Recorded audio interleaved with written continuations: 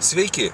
Dabar Vilniuje yra kovo vidurys ir žurnalas Versus bando naują automobilį A7 Sportback. Tai yra naujas Audi modelis. Ką mes galime pasakyti apie naujus automobilius? Aš manau, kad automobilių bandymai ir jų vertinimai yra dabar pakankamai keblus dalykas. Anksčiau mes visuomet klausdavome vieni kitų, ar tai yra geras automobilis. Dabar pasakyti, kad vienas ar kitas modernus automobilis yra blogas, tikrai mes negalime. Jie visi yra tikrai geri, techniškai tobuli, mažiau teršia orą, varikliai galingesni ir vartoja mažiau degalų. Taigi, kokiais kriterijais mes galime vadovautis vertindami automobilius? Ką turi šis automobilis? Funkcijos. Šis automobilis turi tikrai visko labai daug ir mes visko čia turbūt neišvardysime.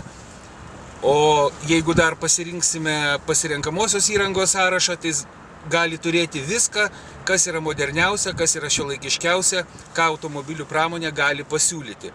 Taigi vėlgi, automobilis techniškai yra geras, funkcijų jame ir visokios komforto įrangos yra tikrai daug.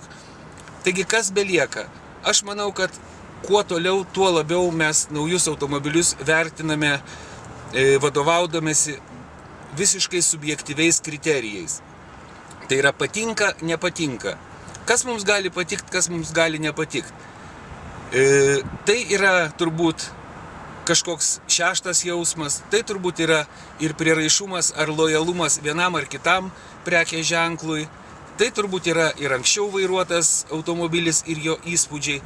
Taigi, mes ir pasistengsime šiandien pasivažinėti su juo, pabandyti, kaip jisai važiuoja, kaip jisai elgiasi, ką jisai turi, ar čia patogu, ar čia jauku, ar čia yra tam tikra kažkokia atmosfera.